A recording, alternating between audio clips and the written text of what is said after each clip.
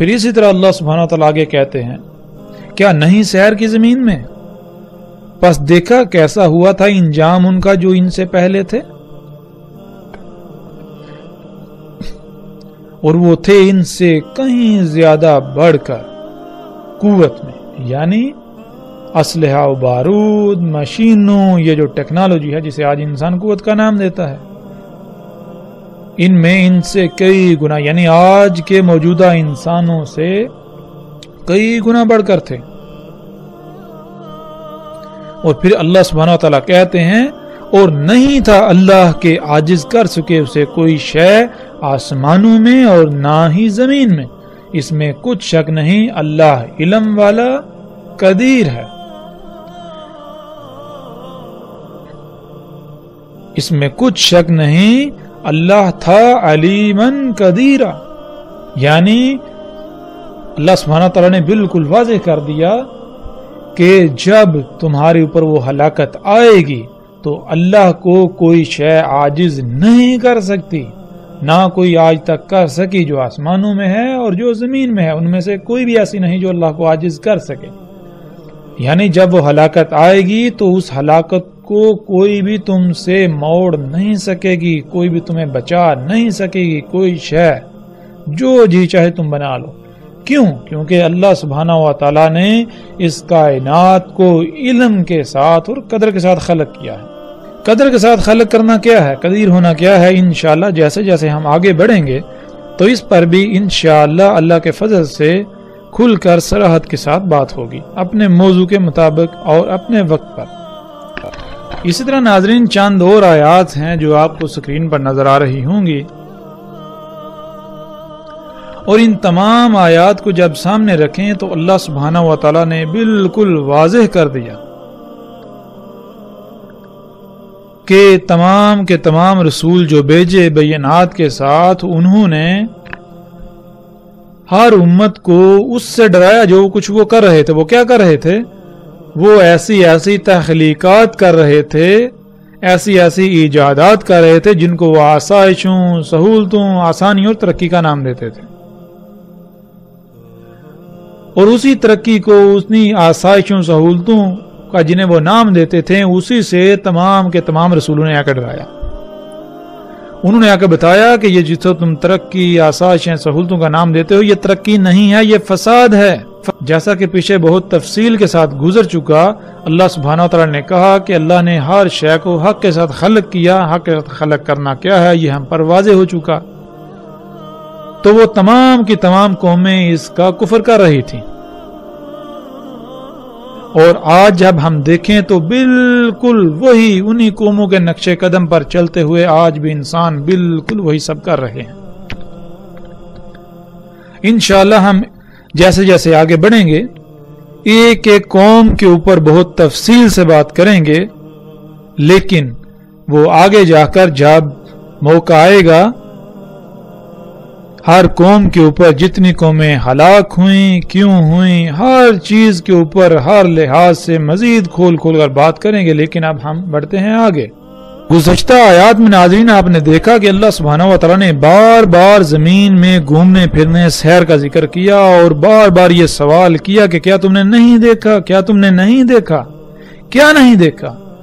یعنی پہلی قوموں کا انجام کیا ہوا وہ نہیں تم نے دیکھا، تم نے ان کے آثار نہیں دیکھے۔ ان کے آثار میں اللہ سبحانہ تعالیٰ نے کہا کہ آیات ہیں، یہ کن کے لیے آیات ہیں، نصیحت ہے،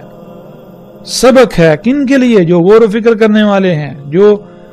نصیحت پکڑنے والے ہیں۔ تو اب ناظرین ہمارے اوپر فرض ہے کہ اب زمین میں گھومیں پھریں، زمین میں سیر کریں، پہلی قوموں کے جو آثار ہیں ان کو دیکھیں۔ اور آج جس دور میں ہم موجود ہیں، آج کے دور میں زمین میں سیر کرنا، زمین میں گھومنا پھرنا، پہلی قوموں کے آثار دیکھنا اتنا آسان ہو چکا ہے کہ شاید ہی کوئی اور کام اتنا آسان ہو۔ آپ اپنے گھر میں، اپنے گھر کے اپنے ہی کمرے میں، اپنے ہی کمرے کے نرم گرم بستر پر بیٹھے ہوئے، اپنے سامنے رکھے ہوئے کمپیوٹر، موبائل میں بہت آسانی سے سیر کر سکتے ہیں۔ تو اب ہم ناظرین سیر کرتے ہیں زمین کی اور دیکھتے ہیں پہلی قوموں کے آثار کو. وہ کون سے آثار ہیں جنہیں اللہ سبحانہ و تعالیٰ نے بار بار دیکھنے کا کہا اور ان سے عبرت حاصل کرنے کا کہا؟ وہ کون سے آثار ہیں پہلی قوموں کے جن کو دیکھ کر ہمیں یہ اندازہ ہوگا کہ ان قوموں کے پاس کیا تھا؟ وہ کیا شے تھی جس کے دجل کا وہ شکار ہو گئے؟ وہ کیا شے تھی جس کی وجہ سے وہ یہ کہتے تھے کہ ہمیں کوئی زوال نہیں، دنیا کی کوئی طاقت ہمارا کچھ نہیں بگاڑ سکتی؟ وہ کیا شے تھی جس وجہ سے وہ رسولوں کی تکذیب کر دیتے تھے؟ وہ اللہ کی آیات کے خلاف نکل پڑتے تھے، وہ اللہ کی کائنات میں فساد کرتے تھے. وہ کون سی شے تھی؟ جیسا کہ قوم عاد نے کہا، اس آیت میں بھی ہے. اللہ سبحانہ و تعالیٰ کہتے ہیں پس جو عاد تھے پس استکبار کیا، یعنی وہ زمین میں بڑے بن بیٹھے، زمین کی تمام مخلوقات کو یہ کہتے تھے کہ ہماری غلامی کرو، ہماری بات مانی جائے گی، حالانکہ ان کو اس کا حق نہیں تھا. اور تھے وہ بہت بڑھ کے قوت میں سے، وہ قوت میں بہت بڑھ کے تھے، یعنی کہ ان کے پاس اسلحہ، بارود، مشینیں، ٹیکنالوجی، یہ جو قوت ہے بہت زیادہ تھی. اور وہ یہ کہتے تھے کہ کون ہے جو ہم سے بڑھ کر قوت میں ہے، جو ہم سے قوت میں بڑھ کر ہے. اور ناظرین یہاں یہ بات ذہن میں رکھنی چاہیے کہ وہ زبان سے ایسا ہرگز نہیں کہتے تھے، نہ ہی آج تک کسی نے زبان سے یہ دعویٰ کیا کہ کون ہے جو ہم سے قوت میں بڑھ کر ہے، بلکہ یہ انسان کے اعمال کی زبان ہے. قوم عاد کے پاس جو ٹیکنالوجی، جو مشینیں، جو کچھ تھا، ان کے بل بوتے پر ان کے اعمال کی یہ زبان تھی کہ کوئی بھی ان سے قوت میں بڑھ کر نہیں ہے. تو اللہ سبحانہ و تعالیٰ کہتے ہیں کیا تم نے نہیں دیکھا کہ اللہ ہی وہی ذات ہے جس نے تمہیں خلق کیا اور وہی تم سے بڑھ کر ہے قوت میں. اور آگے اللہ سبحانہ تعالیٰ کہتے ہیں اور وہ تھے اللہ کی آیات کے ساتھ جہد کرنے والے، یعنی ان کے پاس اتنا علم تھا کہ جب کوئی بھی آندھی، طوفان، کوئی عذاب آنے والا ہوتا تو وہ ایسے بندوبست کرتے یا تو وہ عذاب نہ آتا یا پھر وہ عذاب ان کا کچھ بگاڑ نہ پاتا، جس کی وجہ سے وہ سمجھتے تھے کہ ان سے بڑھ کر کوئی قوت میں نہیں ہے. جیسے آج امریکہ اور مغرب سمجھتے ہیں کہ دنیا میں کوئی بھی ان سے طاقت میں بڑھ کر نہیں، لیکن اس کے باوجود کوئی بھی ایسی تباہی جنہیں قدرتی آفات کہتے ہیں، ان کے آگے یہ لوگ بے بس ہیں. اور اگر آج ان کو ایسے وسائل حاصل ہو جائیں کہ ایسی آفات بھی ان کا کچھ بگاڑ نہ پائیں تو ذرا تصور کریں کہ ان کا دعویٰ کیا ہوگا. یہ یہی سمجھیں گے کہ کائنات میں اگر کوئی رب ہے تو یہی ہے، ان کے علاوہ اور کوئی نہیں، اور کوئی نہیں ان کا کچھ بگاڑ سکتا. یعنی کہ اگر کوئی تباہی آ رہی ہے، کوئی زلزلہ آ رہا ہے، تو اگر ان کے پاس یہ قوت ہے یہ پہلے ہی اس کو روک دیں تو ظاہر ہے ان کا دعویٰ تو یہی ہوگا. بالکل یہی دعویٰ قوم عاد کا تھا اور جو باقی قومیں تھیں. لیکن ان کے ساتھ کیا ہوا؟ اللہ سبحانہ و تعالیٰ نے ہر لحاظ سے سب کچھ کھول کر واضح کر دیا. اب ہمارے اوپر فرض یہ ہے کہ ہم زمین کی سیر کریں اور جانیں وہ کون سے آثار ہیں جن کا بار بار قرآن میں اللہ سبحانہ تعالیٰ نے ذکر کیا، اور ان سے ہمیں یہ اندازہ ہو، یہ ادراک ہو کہ پہلی قوموں کے پاس کیا تھا. وہ کون سی شے تھی جس کے دجل کا وہ قومیں شکار ہو گئیں اور تباہی و ہلاکت نے انہیں آ گھیرا. وہ کون سی شے تھی جس سے تمام کے تمام نبیوں نے ان کو ڈرایا کہ یہ دجال ہے، حالانکہ تم اسے مسیحا سمجھتے ہو، یہ مسیحا نہیں ہے، یہ دجال ہے. تو ناظرین آپ سکرین پر ان اینٹوں کو دیکھ سکتے ہیں. یہ اینٹیں آج دنیا کے مختلف علاقوں میں دریافت ہوئی ہیں جو کہ زمین تلے دبی ہوئی تھی. ان اینٹوں میں سے ایک ایک اینٹ کا وزن اور اس کی لمبائی اور چوڑائی کا جب انسان کو علم ہوتا ہے تو اس کے رونگٹے کھڑے ہو جاتے ہیں. سکرین پر نظر آنے والی ان اینٹوں کی لمبائی تقریباً 60 فٹ، ان کی چوڑائی اور موٹائی 12 سے 20 فٹ کے درمیان اور ایک اینٹ کا وزن تقریباً کم سے کم 1200 ٹن ہے، جس کے بارے میں تصور کرنے سے بھی انسان کے رونگٹے کھڑے ہو جاتے ہیں۔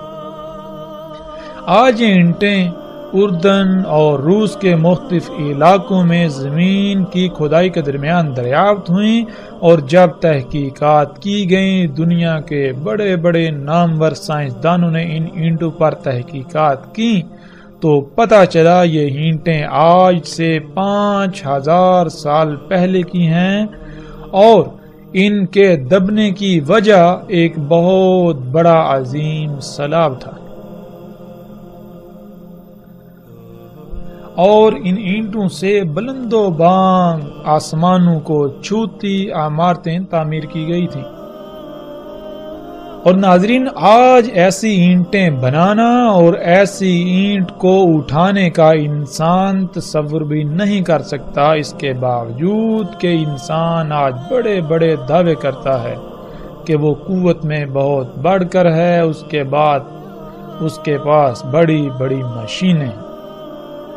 آج انسان کے پاس جتنی بھی مشینیں ہیں ان کئی مشینوں کو جمع کرنے سے بھی ان اینٹوں کو اٹھانا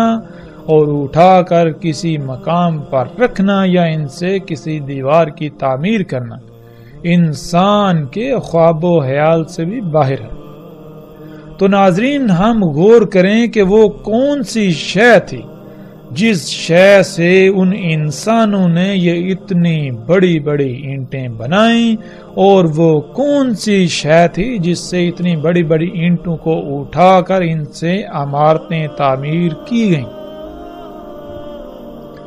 ان اینٹوں میں غور و فکر کرنے سے رائی برابر بھی شک نہیں رہتا جو قرآن میں اللہ سبحانہ وتعالی نے کہا کہ تم پہلی قوموں کے 10% کو بھی نہ پہنچے اور نہ پہنچ سکتے ہو۔ تو ناظرین، آج ہم جو مشینیں دیکھتے ہیں یہ بڑی بڑی غیر معمولی قوت کی حامل مشینیں، یہ ان قوموں کا 10% بھی نہیں ہے۔ یہی وہ مشینیں تھیں جن کے دجل کا وہ لوگ شکار ہو گئے، یہی وہ ایجادات تھیں انسان کے اپنے ہی ہاتھوں سے کی ہوئی جن کے دجل کا وہ شکار ہو گئے، اور وہ سمجھتے تھے کہ یہ تو سہولتیں ہیں، یہ تو مسیحا ہے، یہ تو فائدے کی اشیاء ہیں، لہذا دنیا میں خوب انجوائے کرو، عیاشیاں کرو، مزے لوٹو، آسانیاں، سہولتیں۔ ناظرین، آج جن سائنسدانوں نے، بڑے بڑے نامور سائنسدانوں نے ان اینٹوں کے اوپر تحقیقات کی تو انہوں نے یہ بات کی کہ اول تو یہ کام انسان کا نہیں ہے، اور اگر کسی بھی صورت یہ یقین دلا دیا جائے یا یہ مان لیا جائے کہ یہ کام انسان کا ہی ہے تو جن انسانوں نے یہ کام کیا وہ موجودہ انسانوں سے اس قدر ٹیکنالوجی میں بڑھ کر تھے کہ آج کا انسان اس کا تصور بھی نہیں کر سکتا۔ اسی طرح ناظرین، سکرین پر نظر آنے والے یہ بلاکس جنہیں ایچ بلاکس کہا جاتا ہے، ان کی تصاویر آپ دیکھ رہے ہیں۔ یہ بلاکس بھی زمین میں دفن ہوئے دریافت ہوئے۔ ناظرین، یہ بلاکس ایسے ہیں کہ آج دنیا کے بڑے بڑے نامور سائنسدانوں اور دنیا کی بڑی بڑی نامور یونیورسٹیوں، ریسرچ سینٹروں، اداروں نے ان پر تحقیقات کی تو وہ اس بات کو بتانے سے قاصر ہیں کہ بلاکس کیسے بنائے گئے، ان کو کیسے تراشا گیا، ان کا وزن، ان کا ڈیزائن، ان کو تراشنا آج کے دور میں ناممکن ہے۔ ان بلاکس کو اتنی صفائی کے ساتھ اور ریاضی کے پیچیدہ ترین اصولوں کے تحت کیسے تراشا گیا، ان بلاکس کو ان نظر آنے والے ڈیزائنز میں کس طرح کاٹا گیا، ان تمام سوالات کے جوابات دینے سے آج دنیا کے بڑے بڑے سائنسدان قاصر ہیں۔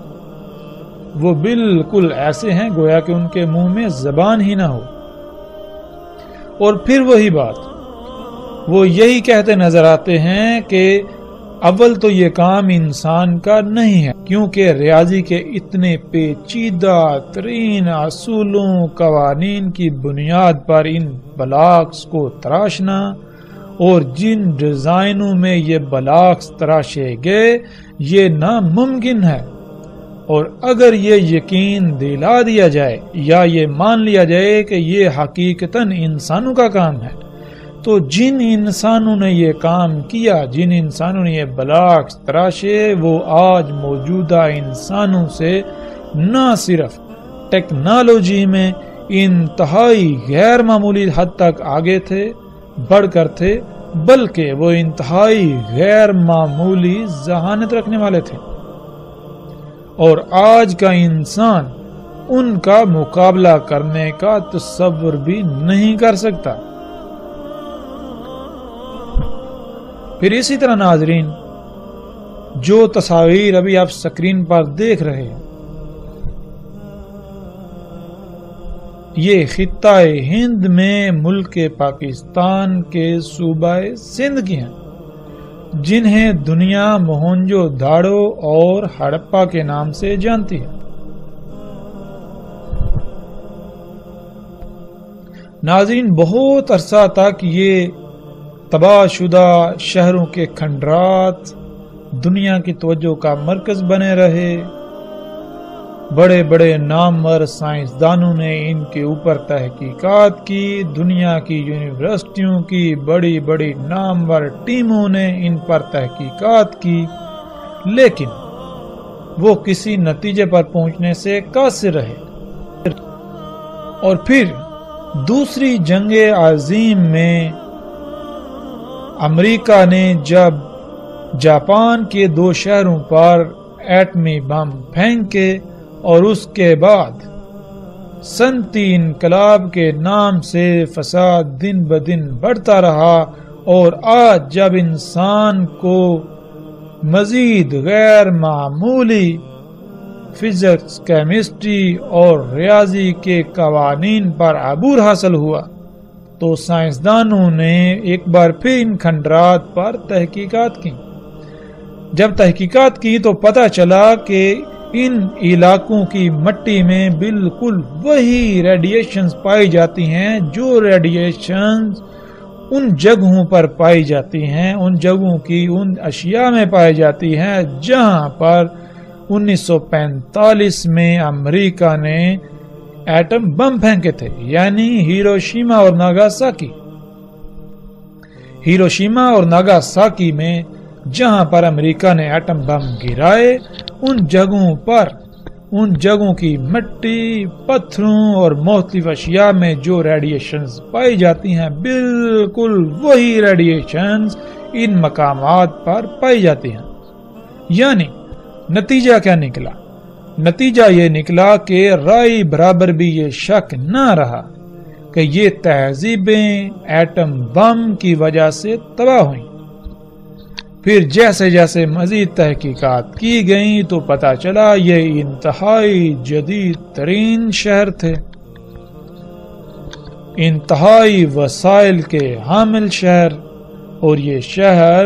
ایٹمی بم کے حملے میں تباہ ہوئے، بالکل اسی طرح جس طرح جاپان کے شہر ہیروشیما اور ناگاساکی تباہ ہوئے۔ اور جب ہم قرآن میں دیکھیں تو اللہ سبحانہ و تعالیٰ کیا کہتے ہیں؟ اللہ سبحانہ و تعالیٰ حیران کن یہ بات کرتے ہیں۔ اللہ سبحانہ و تعالیٰ کہتے ہیں کذبت ثمود و عاد بالقاریہ، تکذیب کی تھی قوم عاد اور قوم ثمود نے القاریہ سے۔ القاریہ کسے کہتے ہیں؟ جب ہم القاریہ کو جاننا چاہیں، اور قرآن میں القاریہ پر پوری ایک سورت موجود ہے جس کا نام بھی القاریہ ہے، جب ہم سورہ القاریہ میں غور و فکر کریں تو اللہ سبحانہ و تعالیٰ نے سورہ القاریہ میں القاریہ کا بالکل وہی منظرنامہ کھینچا، وہی نقشہ کھینچا جو ایک ایٹم بم کے پھٹنے سے وقوع پذیر ہوتا ہے، ظہور پذیر ہوتا ہے۔ تو آج انہوں نے خود ہی یہ تصدیق کر دی، یعنی کہ آج کے انسان نے خود ہی یہ تصدیق کر دی کہ یہ تہذیبیں ایٹم بم سے تباہ ہوئیں، جس سے یہ ثابت ہوتا ہے کہ ایٹم بم صرف موجودہ انسانوں کے پاس ہی نہیں بلکہ ان سے کئی صدیاں پہلے بھی انسان یہ سب بنا چکا تھا۔ ناظرین، قوم عاد جو ایک ایٹمی عالمی جنگ کا شکار ہوئی، اس کے آثار آج ہم پوری دنیا میں بکھرے پڑے دیکھ سکتے ہیں۔ انتہائی عجیب و غریب جدید ترین عمارتیں جو کھنڈرات کی شکل میں ایسے پڑی ہوئی ہیں گویا کہ ایک عظیم طوفان انتہائی تیز رفتار شدت کی ہوا نے انہیں تہس نہس کر دیا ہو۔ اور بالکل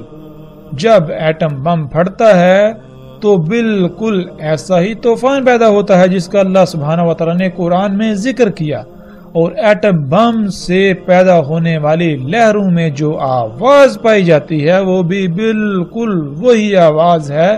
جس کا اللہ سبحانہ و تعالی نے قرآن میں ذکر کیا، ریحن سرسرن۔ یعنی کہ اگر آپ یوٹیوب پر جائیں یا اگر آپ ان لوگوں سے پوچھیں جنہوں نے ایٹمی بم کے تجربات کیے اور جو لہریں جو ہوا اس سے پیدا ہوئی اس میں کیسی آواز پائی جاتی ہے، تو آپ کو بتائیں گے بالکل وہی آواز جو عربی لہجے میں ان الفاظ کو ادا کرنے سے آواز پیدا ہوتی ہے۔ یعنی اللہ سبحانہ و تعالی نے قرآن میں آج سے کئی صدیاں پہلے 14 صدیاں پہلے قرآن میں اتنے بڑے بڑے عجیب و غریب راز رکھ دیے، لیکن اپنے آپ کو مسلمان کہلانے والے، اپنے آپ کو علماء کہلانے والے ان لوگوں کے محتاج ہیں جن کو یہ اپنی زبان سے کافر و مشرک کہتے ہیں۔ جب وہ کوئی تحقیق کرتے ہیں، کوئی ریسرچ کرتے ہیں، کسی راز سے پردہ اٹھاتے ہیں، تو اس وقت تو کہا جاتا ہے کہ یہ تو آج سے 14 صدیاں پہلے قرآن میں اللہ نے بیان کر دیا۔ لیکن سوال یہ پیدا ہوتا ہے کہ جب اللہ سبحانہ و تعالی نے قرآن میں 14 صدیاں پہلے بیان کر دیا تو آپ کو پہلے نظر کیوں نہیں آیا؟ آپ کو اس وقت ہی نظر کیوں آیا جب جن کو آپ کافر و مشرکین کہتے ہیں وہ سامنے لے کر آئے؟ پھر ناظرین، جب ہم تاریخ کی کتابوں کا مطالعہ کریں تو ہمیں سنسکرت میں ایک تاریخی کتاب جو کہ ہند کے مشرکین کے ہاں انتہائی مقدس مقام رکھتی ہے، جس کا نام مہابھارتا ہے، اس میں دیکھیں تو اس میں ایسی تحریریں موجود ہیں جس میں یہ لکھا ہے کہ اس خطے پر یعنی موہنجو داڑو اور ہڑپا اس علاقے کا ذکر کرتے ہوئے، اس علاقے کے خد و حال بیان کرتے ہوئے یہ کہا گیا کہ اس خطے پر تسلط جمانے کی غرض سے دنیا کی کچھ طاقتیں آپس میں لڑ رہی تھیں، اور وجہ کیا تھی؟ وجہ یہ تھی اس خطے میں زیر زمین قدرتی وسائل تھے، یعنی زیر زمین ایسی اشیاء تھیں جو انتہائی قیمتی تھی، جن کی وجہ سے، جن کے حصول کے لیے دنیا کی کچھ طاقتیں یعنی دنیا کی 3 طاقتیں آپس میں لڑ رہی تھیں، اور تینوں میں سے ہر ایک کا یہی لالچ تھا، ہر ایک کا یہی مقصد تھا کہ وہ غالب آ جائے اور یہ وسائل اس کی ملکیت میں چلے جائیں، اور یوں وہ پوری دنیا پر اپنا تسلط قائم کر لے۔ بالکل ویسا ہی نقشہ جیسا کہ آج امریکہ، روس اور چین وغیرہ کی سرپرستی میں دنیا 3 حصوں میں تقسیم ہو کر خام تیل کے نام پر یا قدرتی وسائل کے نام پر شام و عراق کو اپنا مرکز بنائے ہوئے لڑ رہی ہے۔ پھر مہابھارت اور ملنے والی تحریروں میں جو تحریر ہے وہ یہ کہ ان شہروں کے باسیوں کو 7 دنوں میں شہروں کو خالی کرنے کی مہلت دی گئی، اور 7 دن بعد دنیا میں ایک عالمی جنگ کسی صورت پیدا ہو گئی۔ یہاں ایسے ہتھیاروں سے حملہ کیا گیا جو خودکار اڑتے ہوئے یعنی میزائل جن کے پھٹنے سے یہاں ایسی سفید آگ ظاہر ہوئی جو سورج سے ہزاروں گنا زیادہ گرم اور زیادہ روشن تھی۔ جہاں وہ ہتھیار پھٹے وہاں سب کچھ حرارت کی وجہ سے پگھل گیا اور یہ شہر زمین تلے دب گئے۔ قرآن میں اللہ سبحانہ وتعالی نے واضح صراحت کے ساتھ بتا دیا کہ یہ قوم عاد تھی جو القاریہ سے تباہ ہوئی۔ القاریہ یعنی عالمی ایٹمی جنگ۔ یہ دنیا میں اپنے انہی قدرتی وسائل سے بنائی جانے والی ٹیکنالوجی کی وجہ سے قوت میں اپنا کوئی ثانی نہ رکھتی تھی، اور یہ اس قوم کا دعویٰ تھا کہ کوئی بھی اس سے قوت سے بڑھ کر نہیں ہے۔ اور قوم سمود جن کے ہاتھوں قوم عاد تباہ ہوئی، جیسے آج دنیا میں قدرتی وسائل یعنی اللہ کے غیر کی تکذیب کی خاطر لڑائی جاری ہے، اس وقت بھی ایسا ہی تھا جیسے آج امریکہ کے مد مقابل کوئی نہیں، اسی طرح قوم عاد کے مد مقابل بھی کوئی نہیں تھا، اور جیسے آج روس امریکہ کے مد مقابل سر اٹھا رہا ہے اور سر اٹھا چکا ہے، اسی طرح اس وقت ایک دوسری قوم جسے قرآن میں اللہ سبحانہ وتعالی نے قوم سمود کہا، وہ تھی جس نے سر اٹھایا اور قوم عاد کی ہلاکت کا سبب بنی۔